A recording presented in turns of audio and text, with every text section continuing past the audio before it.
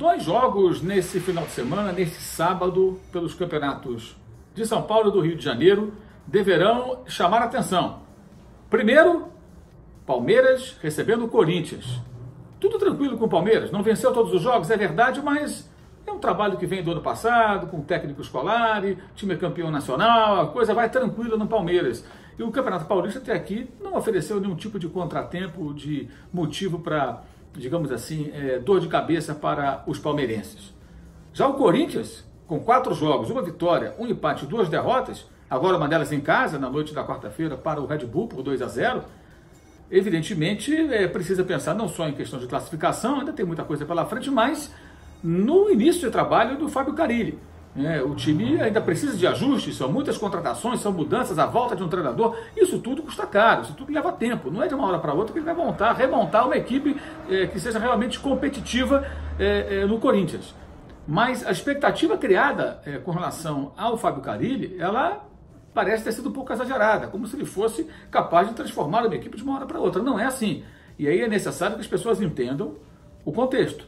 O trabalho dele deve dar bons resultados, pode dar bons resultados, mas isso demanda algum tempo. Esse tempo ainda não foi percorrido.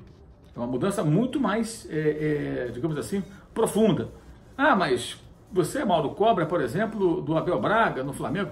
Eu cobro coerência, eu cobro melhor utilização dos jogadores. E o Flamengo é um time que vem do ano passado, exemplo do Palmeiras, vice-campeão brasileiro, com uma estrutura montada. Você tem que fazer ali ajustes e aprimoramentos com a chegada de novos jogadores. O Corinthians está partindo quase do zero. O Corinthians terminou o ano muito mal. É diferente do Palmeiras, do Flamengo, do Cruzeiro, do Atlético Mineiro, que tem uma base do ano passado que o Levi já pegou na reta final e continua. É uma situação mais complexa. A exemplo do que acontece com o Fernando Diniz no Fluminense, que terá o seu primeiro grande desafio no ano contra o Vasco, que também terá o seu primeiro grande confronto nessa temporada contra os tricolores. O Vasco venceu todos os jogos. O Fluminense empatou 1. Esse jogo vale a liderança da chave, mas os dois vão se classificar, evidentemente. O Vasco está se classificando, o Fluminense também deve passar a fase semifinal da Taça Guanabara, que já tem o Flamengo e o Botafogo lutando para conseguir entrar nesse grupo. O fato é que, para Corinthians, Vasco e Fluminense, é o primeiro desafio interessante. Para o Palmeiras, mais pelo clássico, nem tanto pelo contexto, porque é uma situação mais tranquila.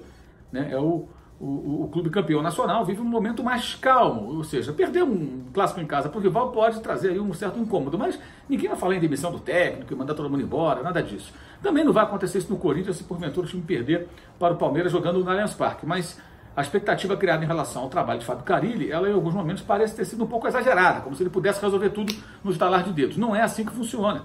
E, consequentemente, o técnico do Corinthians precisa de uma partida que mostre evolução, resultado, claro, todo mundo espera de resultado, mas evolução, um time mais consistente, e esse desafio contra o Palmeiras é uma oportunidade. No entanto, pelo que o time vem apresentando, é uma equipe que não parece pronta para esse desafio.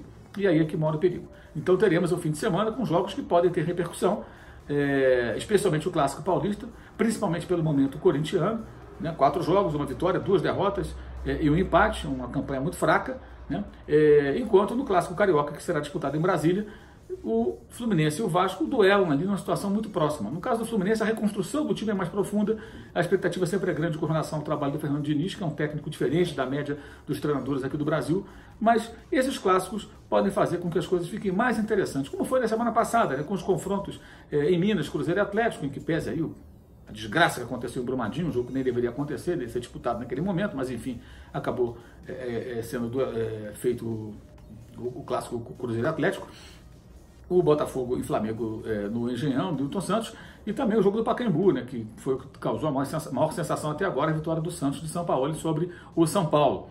Fato é que, tirando os clássicos, os estaduais são realmente muito arrastados, modorrentos, os jogos não são tão desafiadores e interessantes, mas essas partidas têm aí um tempero especial e pode ser um fim de semana interessante do futebol, que a gente possa curtir um pouco mais com jogos que resulte numa atenção um pouco maior do público e com mais temas para que a gente possa discutir e refletir depois dos jogos nessa caminhada dos times tentando se ajustar para a temporada de 2019, ok? É isso aí, valeu, saudações!